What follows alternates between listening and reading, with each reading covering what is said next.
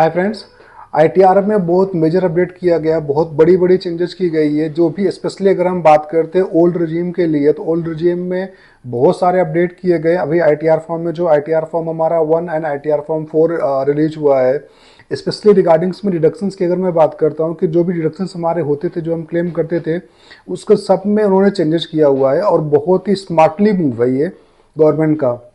क्योंकि आई.टी.आर. 1 और ITR. 4 mostly ITR. 1 की अगर हम बात करते हैं तो आई.टी.आर. 1 में सैलरी जाती है, सैलरी में बहुत सारे फेक डिडक्शंस लिए जाते थे। और एक जो अगर हम नंबर ऑफ वॉल्यूम्स की रिटर्न्स की मैं बात करता हूँ तो बहुत लार्ज वॉल्यूम होता था, तो गवर्नमेंट के लिए बेनिफिट, गवर्नमेंट के लिए इतना पॉसिबल नहीं हो पा रहा था उसको जाके वो प्रॉपर स्क्रूटनी कर सके। तो इसका रिगार्डिंग्स में उन्होंने अपने आई.टी.आर. फॉर्म में चेंज किया और ये चीज़ सही है कि बहुत ही स्मार्टली मूव है गवर्नमेंट का। और वो क्या है कि टोटल आई.टी.आर. 1 में 13 पॉइंट्स, टोटल 13 पॉइंट्स है जहाँ पे डिडक्शंस लिए जाते थे, उसमें उन्होंने उसको और एक्सपेंड कर दिया, उसको और एक्सप्लेन कर दिया इसमें डिटेल्स लेने के लिए। जैसे अगर मैं बात करूं कि एचआरए आप पहले क्लेम करते थे, सिंपली आपको एचआरए कितना आपको डिडक्शंस मिलना चाहिए, आपको एक अमाउंट मेंशन करना था। अब आपको अमाउंट मेंशन नहीं करना होगा। एचआरए की जो प्रॉपर कैलकुलेशन होती है कि आपकी बेसिक कितना है, बेसिक प्लस डीए कितना है, आपने रेंट कितना पेमेंट किया हुआ है, मंथली कितना रेंट पेमेंट कर रहे हो, और उसके बाद आपको कितना एचआरए कंपनी दे रही है, आपका एम्प्लॉयमेंट का स्टेट कहाँ पे है, किस स्टेट में आप एम्प्लॉयमेंट ले रहे हो, कहाँ पे आप रेंट पेमेंट कर रहे हो, तो ये प्रॉपर डिटेल आपको वहाँ पे मेंशन करनी पड़ेगी। क्योंकि अगर आपको भी पता है कि एचआरए में हमारा जो हमारे big cities other than cities के हमारे इसमें 40-50% का हमारा स्लैब चलता है, तो वो भी कवर हो गया, प्लस उसके साथ में प्रॉपर कैलकुलेशन भी कवर हो गई। जो 13 पॉइंट्स हमारे लिए गए हैं, 13 पॉइंट्स में सेकेंड पॉइंट हमारा है कि जब भी हम आई.टी.आर. 1 फाइल करते थे, हम ऐसे सिंपली 2 लाख का रिडक्शन डाल देते हैं कि हाउस प्रॉपर्टी में कि हमने लोन लिया हुआ उसका अगेंस्ट हम इंटरेस्ट पेमेंट कर रहे हैं। वहाँ पे भी आपको प्रॉपर लोन का नंबर, अकाउंट नंबर डालना पड़ेगा, अमाउंट ऑफ लोन डालना पड़ेगा, सेंक्शन डालना पड़ेगा, कितना आपका इंटरेस्ट आया है वो आपको वहाँ पे मेंशन करना पड़ेगा, तभी जाके आप इसका बेनिफिट ले सकते हो। तो जितने भी हमारे आई.टी.आर. 1 में जो हमारे फेक डिडक्शंस क्लेम होते थे, चाहे ईटीसी की भी अगर आप बात करते हो, ईटीसी में भी सेम चीज़ें की गई है। तो ईटीसी में भी आपको डिटेल डालना पड़ेगा कि आपने अगर पीपीएफ में जमा किया हुआ तो आपका अकाउंट नंबर क्या है, अमाउंट क्या है, किस डेट पे आपने जमा किया हुआ है, तो वो आपको वहाँ से ऑटोमेटिक ट्रैक हो जाएगा। क्योंकि गवर्नमेंट ने सारे अकाउंट को लिंक कर रखा है अपने पोर्टल को, बैंक से, पीपीएफ से और बाकी हर जगह से लिंक कर रखा है। सिमिलरली अगर आप मेडिकल क्लेम आप क्लेम करते हो तो उसमें आपका पॉलिसी नंबर क्या है, किस डेट पे किया था, अमाउंट क्या है, पॉलिसी की वैल्यू क्या है, आपने कितना प्रीमियम पेमेंट किया हुआ है, इसकी डिटेल आपको वहाँ पे फिल करना पड़ेगा। तो जो टोटल 13 पॉइंट्स है, मैं आपको 13 पॉइंट्स में बता देता हूँ कि क्या क्या है।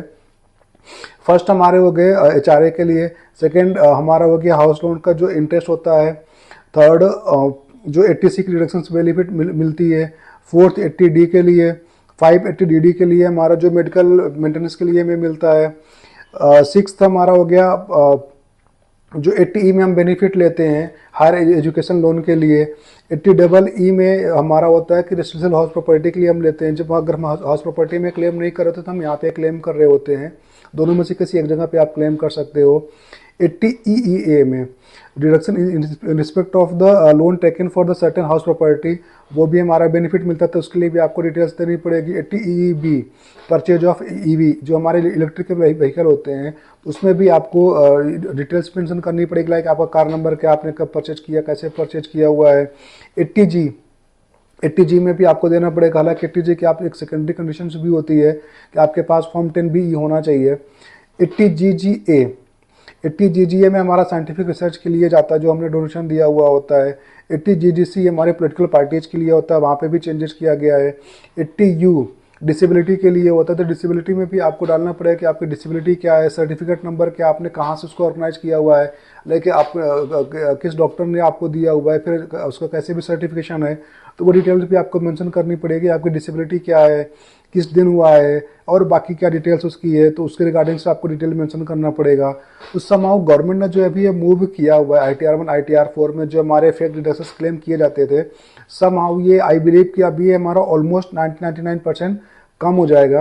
क्योंकि जो मोस्टली डिडक्शंस क्लेम होते हैं वो हमारे एचआरए में हो गया, हाउसिंग लोन में हो गया, 80C में हो गया, 80D में हो गया, 80DD में हो गया। ये सिंपली बस अमाउंट डाल दो और बाकी सारे डिडक्शंस क्लेम कर लो।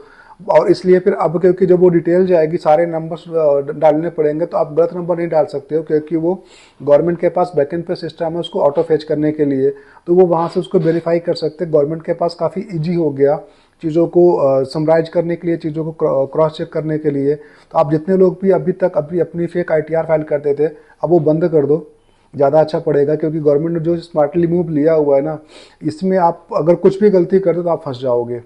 इसलिए आज मेरी एडवाइस है कि प्रॉपर रिटर्न फाइल करो, जो आपका टैक्स बनता हो आप पेमेंट करो, जो आपका लेजिटिमेट आपका टैक्स का बेनिफिट बढ़ता है, जो आपको बेनिफिट मिलता है आप बोलो, उसके अकॉर्डिंग से आप अपनी रिटर्न फाइल करो।